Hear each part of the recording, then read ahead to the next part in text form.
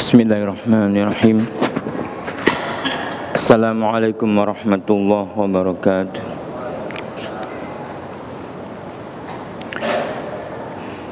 Alhamdulillahirabbil alamin. Wa bihi nasta'inu ala muridan waddin. Asyhadu an la ilaha illallah wahdahu la syarikalah wa asyhadu anna Muhammadan abduhu wa rasuluh la nabiyya ba'dah. Allahumma salli wa sallim wa barik ala nabiyina Muhammad wa ala alihi wa sahbihi wa man tabi'ahu bi ihsan ila yaumiddin. Allahumma la sahla illa ma ja'altahu sahla wa anta taj'alul hasna idza syi'ta sahla. Kita bersyukur kepada Allah Subhanahu wa taala, dengan rahmatnya kita masih diberikan kesehatan sehingga kita bisa menunaikan kewajiban kita beribadah kepada Allah Subhanahu wa taala dengan penuh kekhusyuan karena ditopang oleh kesehatan yang prima baik lahir dan batin. Salawat serta salam senantiasa tercurah buat baginda Nabi kita Muhammad SAW yang diutus oleh Allah untuk seluruh manusia. Maka beruntunglah orang yang membenarkannya, mengikrarkan pembenaran itu dan mengamalkan sunnah-sunnahnya. Semoga kita termasuk umatnya yang mengikuti kepada beliau dengan baik.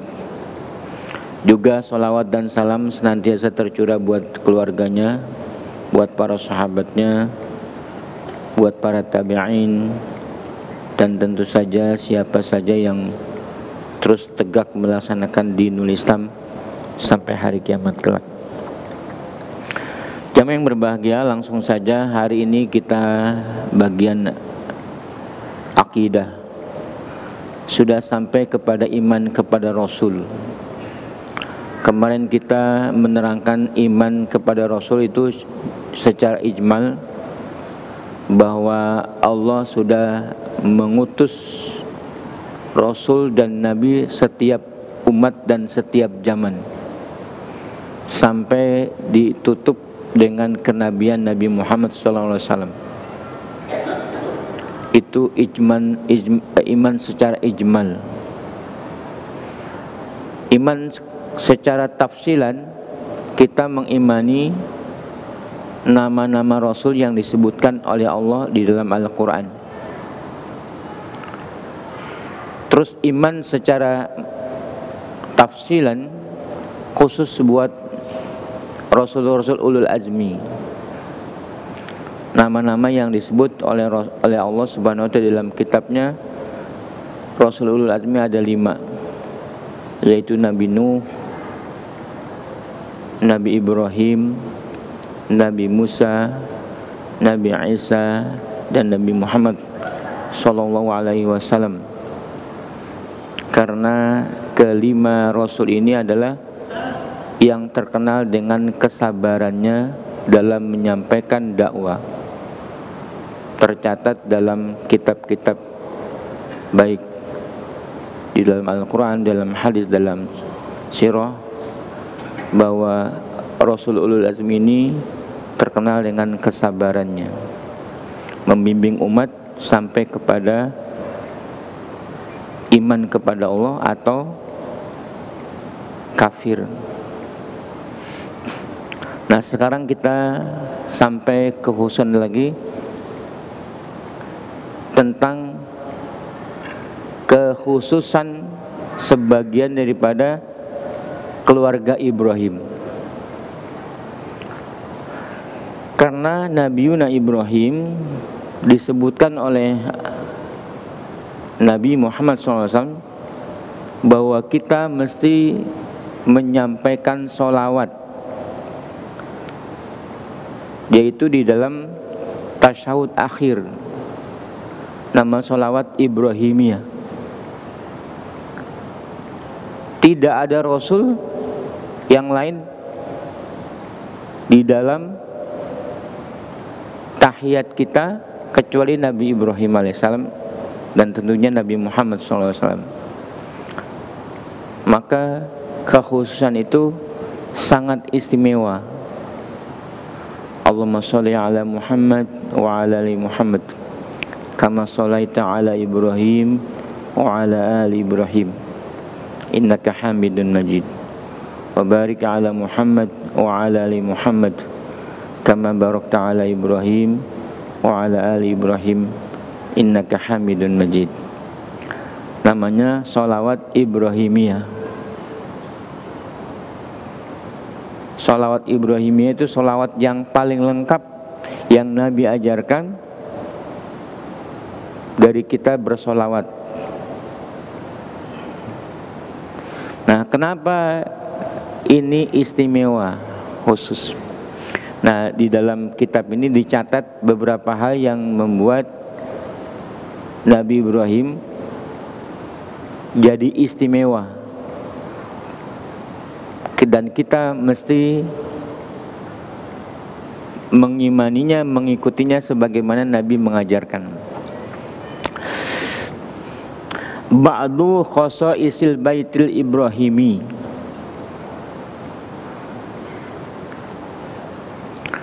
Sebagian dari keistimewaan keluarga Ibrahim alaihissalam. Lama kana baitu Ibrahim alaihissalam asyrafa buyutil alam ala itlaq, khassahumullahu bi khasais. Ketika Allah mengistimewakan rumah tangga Ibrahim alaihissalam sebagai yang mulia, sebagai rumah tangga yang mulia di seluruh alam secara mutlak, ya. Keluarga Ibrahim adalah keluarga yang mulia di semesta alam secara mutlak. Nabi Muhammad juga keluarga Ibrahim. Jadi tidak kita sebutkan secara terpisah, karena yang dimaksud keluarga Ibrahim adalah keluarga seluruh nabi-nabi yang terlahir, termasuk Nabi kita Muhammad SAW. Maka Allah mengistimewakan dengan beberapa keistimewaan. Di antaranya adalah annahu ja'ala fihi nubuwah wal kitab. Falam yati ba'da Ibrahim nabiyyun illa min ahli baiti.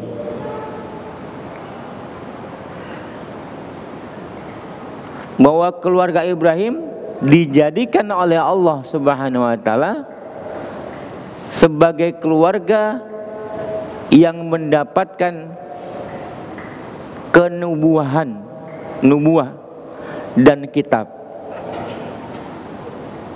Itu istimewa. Maka tidak datang seorang nabi setelah Ibrahim kecuali dari keluarga Ibrahim, ya. Dari Ibrahim itu seluruh nabi-nabi datang dari Ibrahim. Apakah Ishak, apakah Ismail, semuanya keturunan Nabi Ishak terus ke bawah keluarga Ibrahim. Keturunan Ismail semuanya dari Nabi. Maka tidak ada Nabi yang datang kecuali dari keturunan Ibrahim. Itu keistimewaan yang pertama. Yang lainnya, annahu subhanahu wa ta'ala ja'alahum a'immatan yahduna bi amri ila yaumil qiyamah. Allah menjadikan mereka keluarga Ibrahim sebagai umat yang memimpin manusia sampai hari kiamat.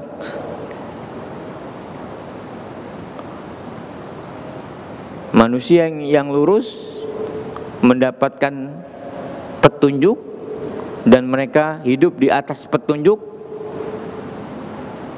itu dari keluarga Ibrahim.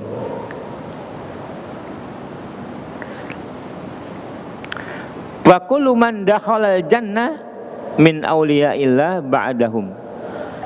Setiap orang yang masuk surga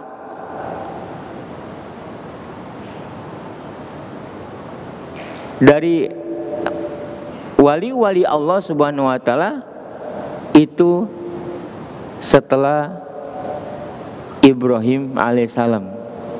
Ya, jadi orang yang masuk surga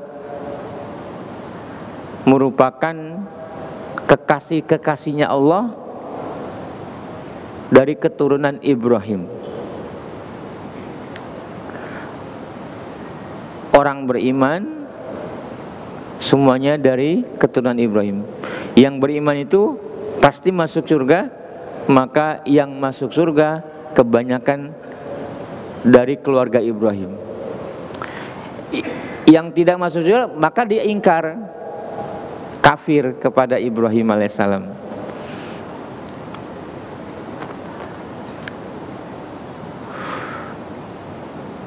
Fa inna ma dakhala min tariqihim wa bida'watihim. Kenapa wali-wali Allah semuanya itu masuk surga? Dijadikan oleh Allah jalan menuju surga mesti lewat Nabi Ibrahim.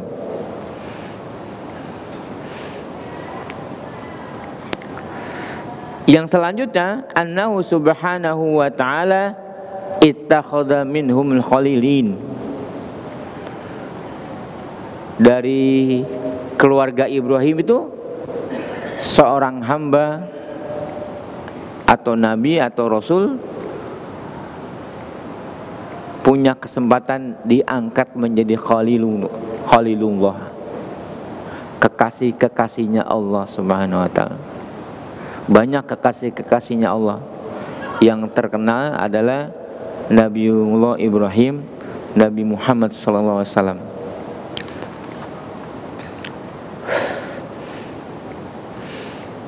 Yang berikutnya, annahu ja'ala sahibal hadal bait imaman linnas.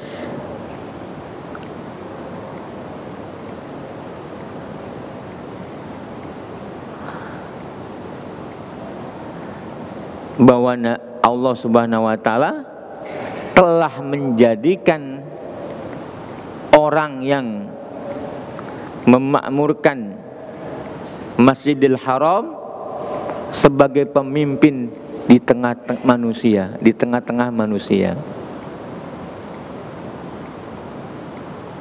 Pemimpin yang membawa petunjuk kepada Allah Subhanahu wa ta'ala.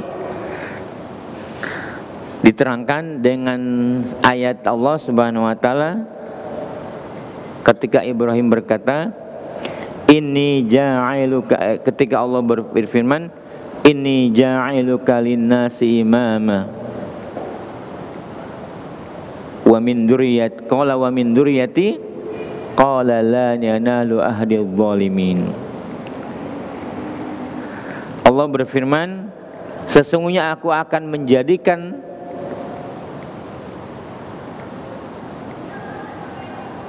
ini ja'iluka linnas, menjadikan dari keturunan itu sebagai imam, sebagai pemimpin bagi manusia. Ibrahim kemudian berdoa, qala wa min dzurriyyati,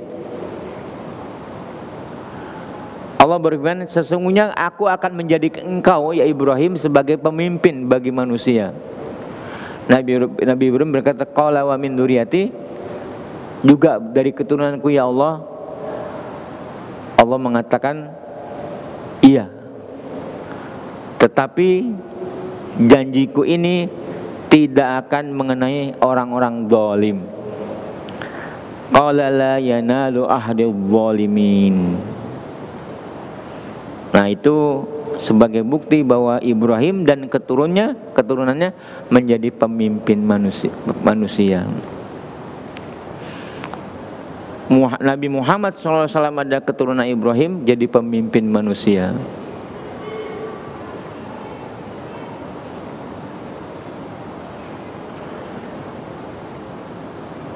Kemudian khalifah yang 4. Kemudian nanti sekali lagi sebagai pemimpin manusia seluruhnya, Imam Mahdi.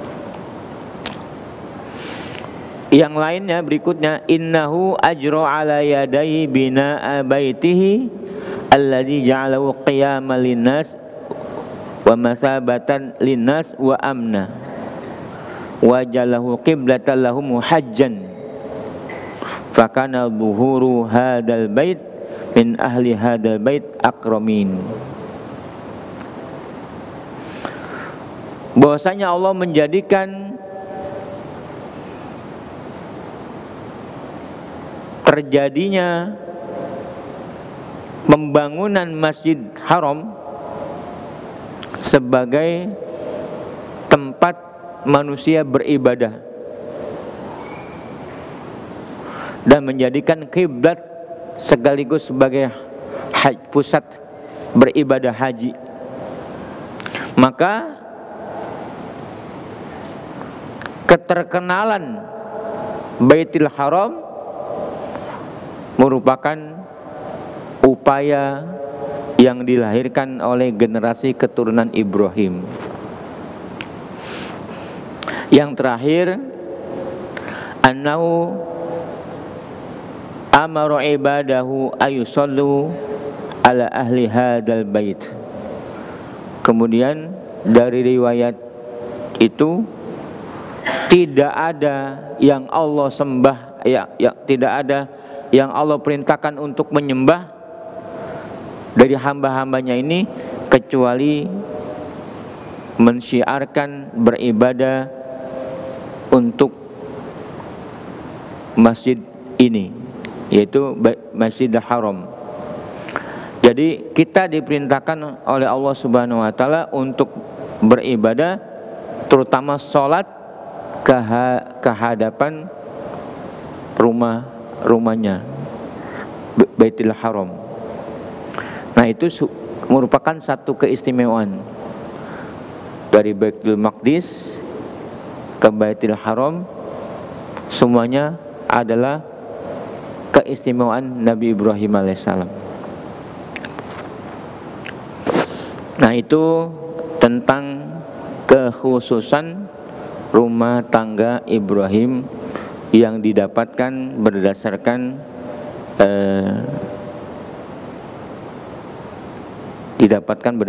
ketentuan syariat dari kitab dan dari hadis.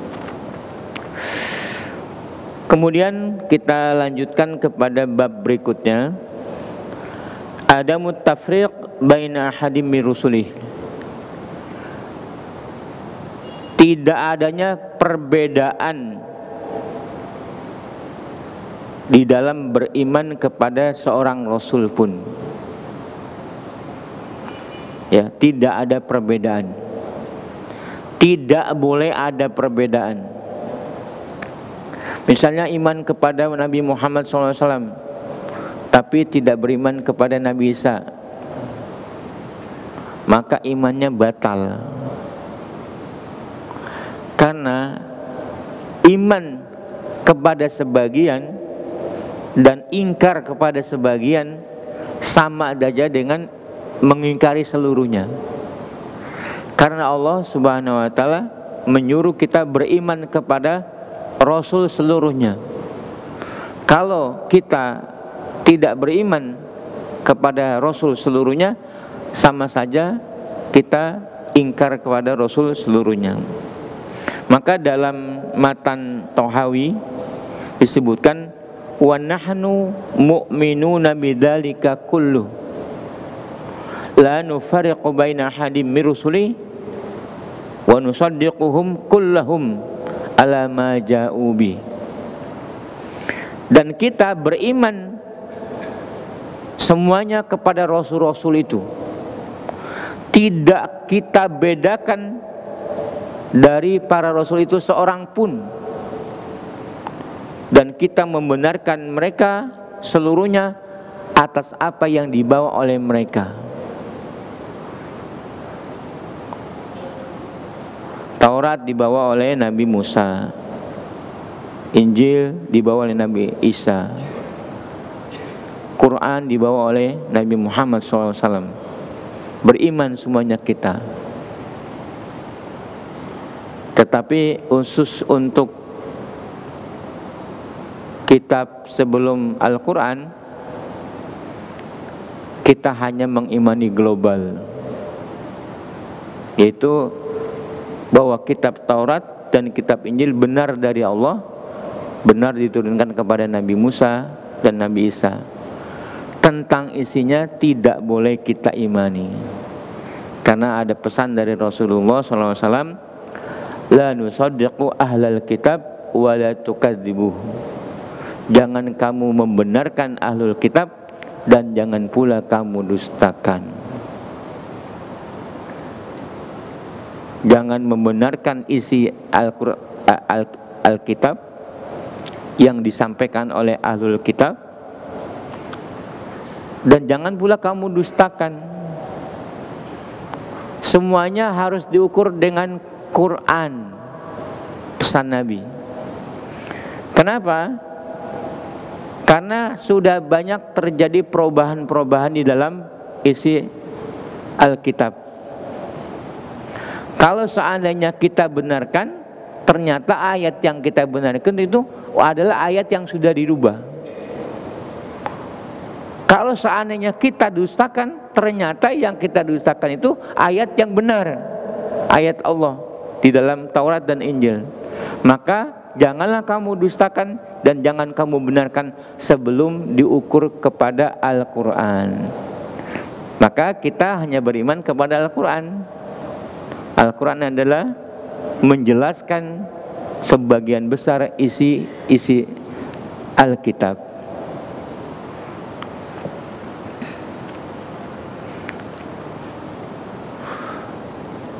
Ya ahlal kitab, la taghlu fi dinikum ghairal haqq. Wahai ahlul kitab, janganlah kamu berlebihan melampaui batas dalam isi daripada Alkitab. Nah, jadi kita beriman kepada kitab ini seluruhnya, kepada Rasul seluruhnya, tidak kita bedakan seorang Rasul pun, dan kita membenarkan mereka seluruhnya atas apa yang datang kepada mereka. Syarahnya, al-isyara bidzalika ila ma taqaddama mimma yajibul iman bi tafsilan.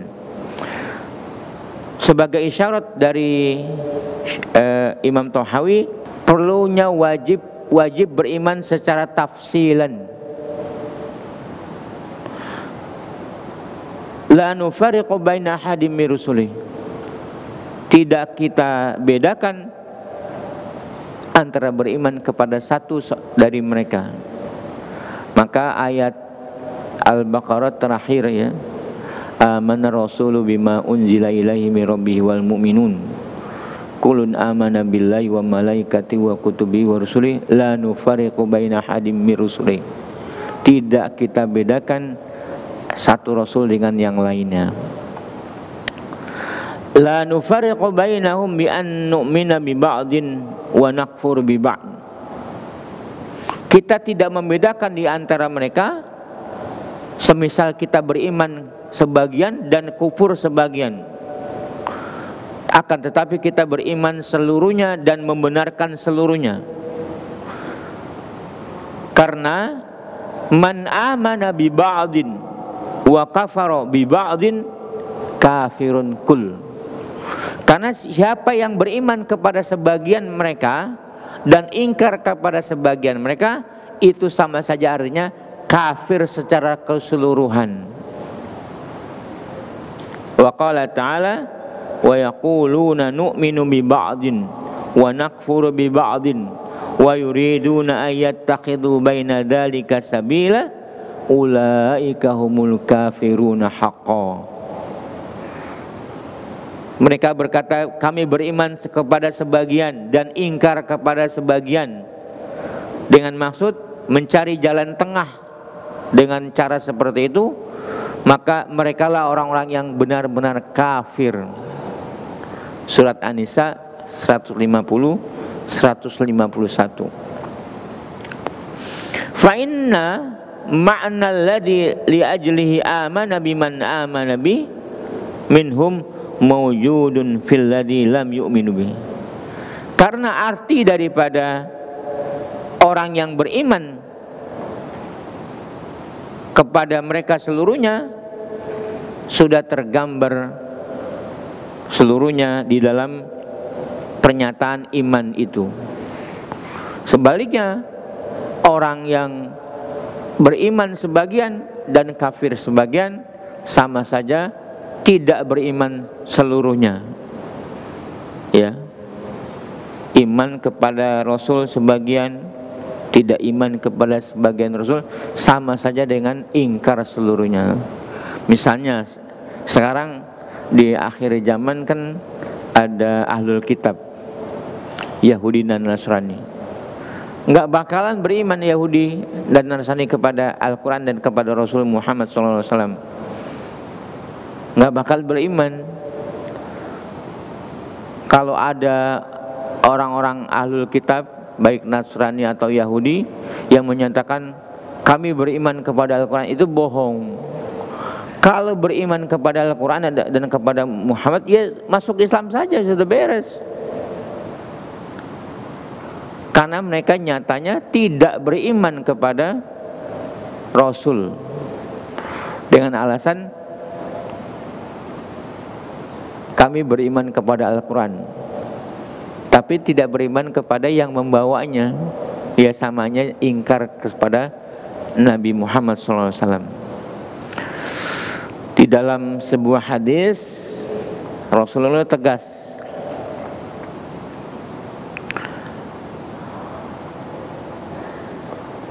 la yasma'u bi,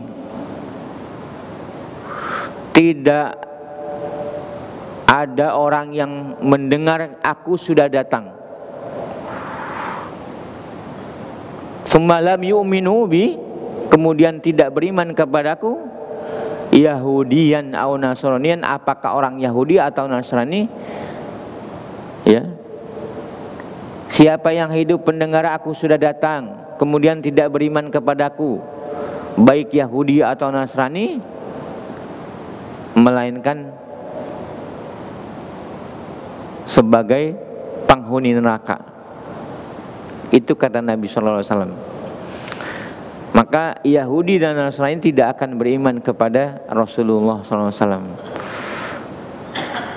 Nah, itu mereka beriman kepada sebagian Rasul dan ingkar kepada sebagian Rasul. Sama saja kafir secara keseluruhan.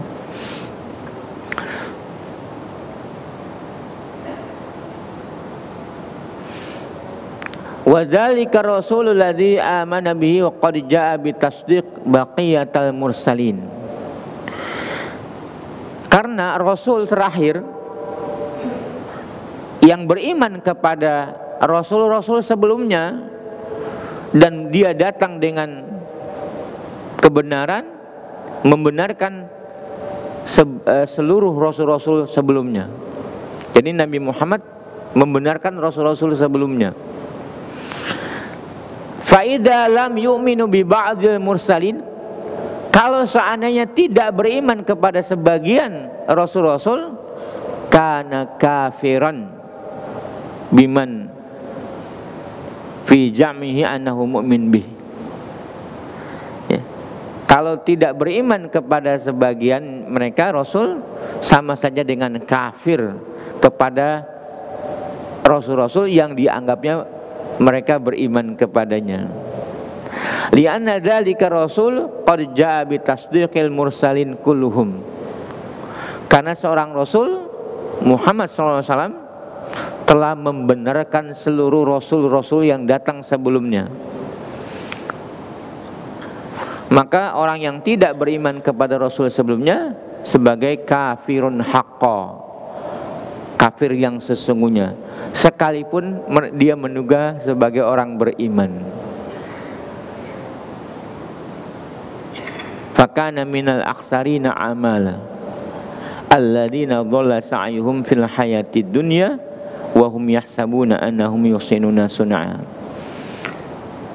Mereka menjadi orang-orang yang paling merugi, yang menduga mereka berbuat kebaikan-kebaikan padahal amal-amalnya membawa kepada kerugian dan kesengsaraan.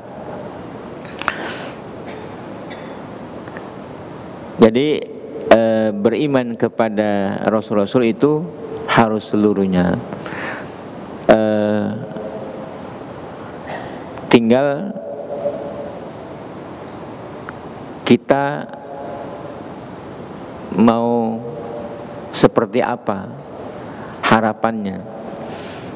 Karena ahlul kitab itu memang menjadi musuh kita seterusnya selagi mereka mempertahankan imannya yang tidak beriman kepada Rasul. Walan tarda angkal yahudu walan nasara hatta tattabi'a millatahum. Tidak akan ridha Yahudi dan Nasrani kepada kalian sebelum kalian mengikuti langkah-langkah mereka. Itu sudah ditegaskan oleh Allah Subhanahu wa taala. Ya, baik.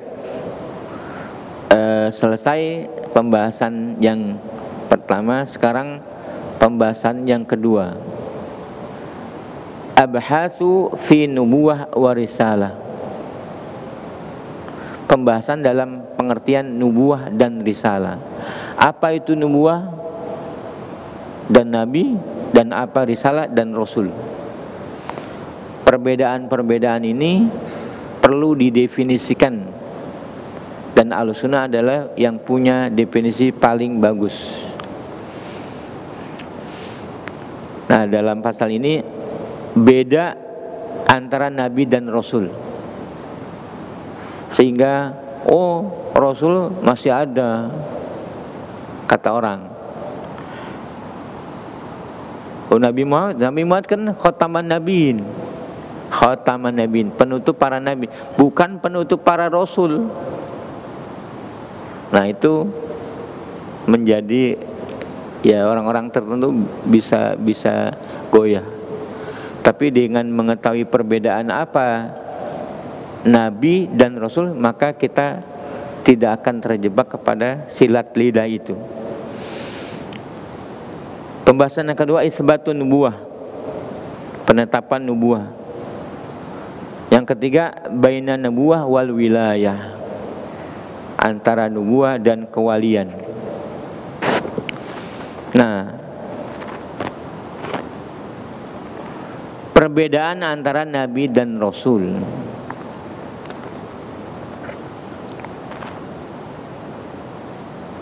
Banyak sekali definisi yang didapat oleh kita dalam literatur para ulama.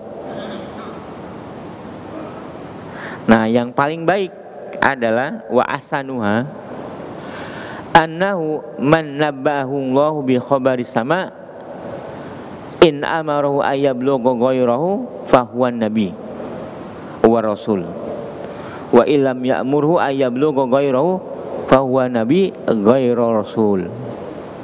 Ini yang paling baik definisi. Artinya, siapa yang mendapatkan kabar dari Allah, ya, kabar dari Allah berupa berita-berita langit,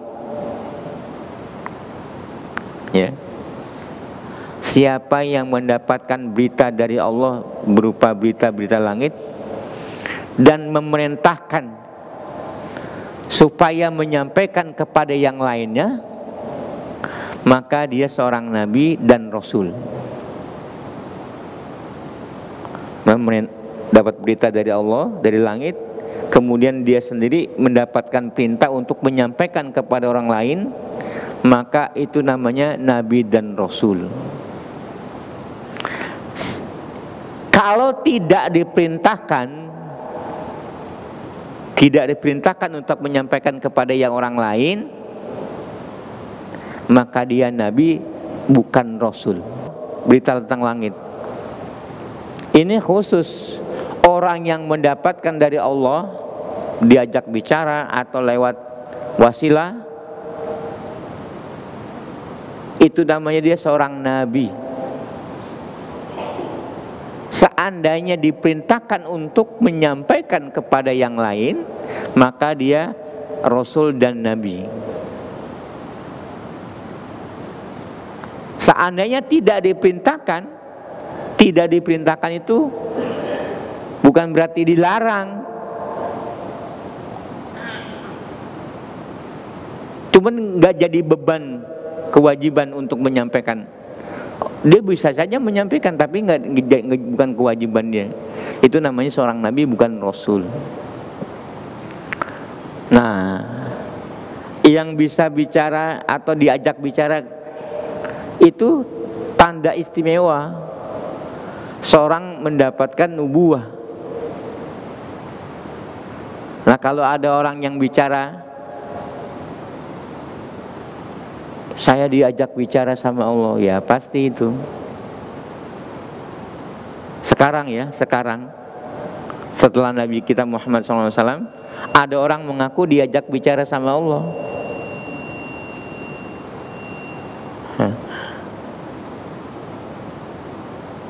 Ngaku diajak bicara sama Allah. Ya sudah, pengakuannya itu pengakuannya membawa kekafirannya.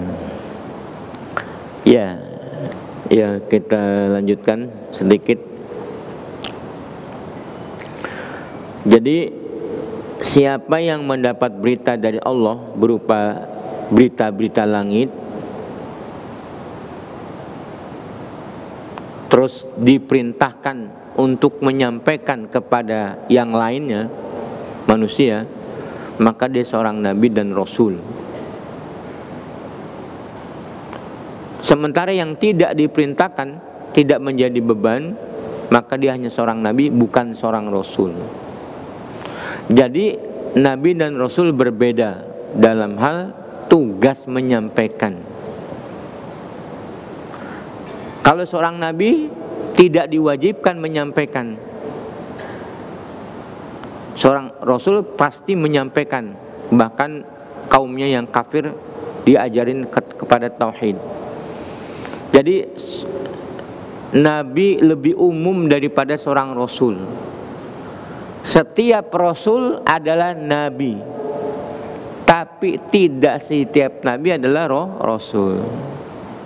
Ya, itu bedanya. Setiap nabi, setiap rasul pasti dia tercakup juga pada dirinya seorang nabi. Tapi tidak setiap nabi adalah seorang rasul. Maka jawabannya yang orang-orang mengakali ayat walakin Rasulullah wa khataman nabiyyin. Nabi Muhammad itu Rasulullah, penutup para nabi. Nah, diterapkan definisi tadi. Seorang nabi adalah lebih umum daripada seorang rasul. Setiap rasul ada nabi, tetapi tidak setiap nabi adalah rasul. Kalau nabi khataman nabiyyin,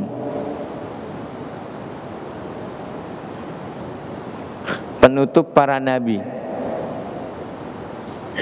mau dikatakan oh nabi sudah ditutup, tapi kalau rasul oke.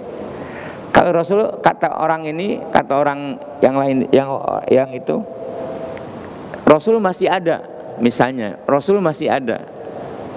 Nah, kalau rasul masih ada, rasul itu berarti seorang nabi, karena setiap rasul adalah nabi. Berarti bermasalah Karena Nabi sudah ditutup oleh Muhammad sallallahu alaihi wasallam. Ngerti nggak? Misalnya, kan kata orang Nabi Muhammad bukan penutup Rasul, tapi penutup Nabi. Nabinya sudah berakhir dengan Nabi Muhammad, tapi Rasul tidak berakhir. Oke, berarti kamu menganggap ada Rasul setelah Nabi Muhammad. Terus kita terapkan definisi ini. Apabila ada seorang Rasul, berarti dia seorang Nabi juga kan? Bagaimana Nabi sebagai penutup, Nabi Muhammad sebagai penutup? Maka gagallah orang yang mengatakan ada Rasul setelah Nabi Muhammad SAW. Karena dengan definisi itu berarti tidak nyambung. Maka khataman Nabi itu benar, maha benar Allah Subhanahu wa ta'ala dengan segala firman-Nya.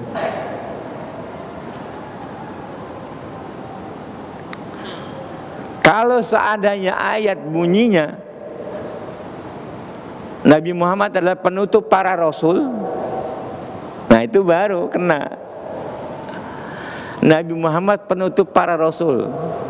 Rasul itu tutup, kalau Nabi kan tidak. Nah Nabi masih mungkin ada, tapi ayatnya khataman nabiyyin, penutup para nabi, sekaligus mengakhiri spekulasi Rasul masih ada. Karena kalau Rasul ada berarti dia seorang nabi. Seorang nabi sudah ditutup dengan Nabi Muhammad SAW. Dengan begitu selesailah perdebatan orang-orang yang masih menganggap ada Rasul itu karena ketergelinciran akidah, ketidakpahaman persoalan yang paling mendasar, yaitu akidah. Mudah-mudahan ini menjawab keyakinan kita lebih teguh, lebih kuat mengimani bahwa Nabi Muhammad SAW khataman nabiyyin, dia juga sekaligus Rasul. Wallahu a'lam bishawab. Saya rasa cukup sekian, lebih kurangnya mohon maaf. Aqulu qouli hadza wa astaghfiru lakum wa li sairil muslimina wal muslimat fastaghfiru innahu wal ghafurur rahim. Subhanakallahumma rabbana wa bihamdika asyhadu an la ilaha illa anta astaghfiruka wa atubu ilaik. Assalamualaikum warahmatullahi wabarakatuh.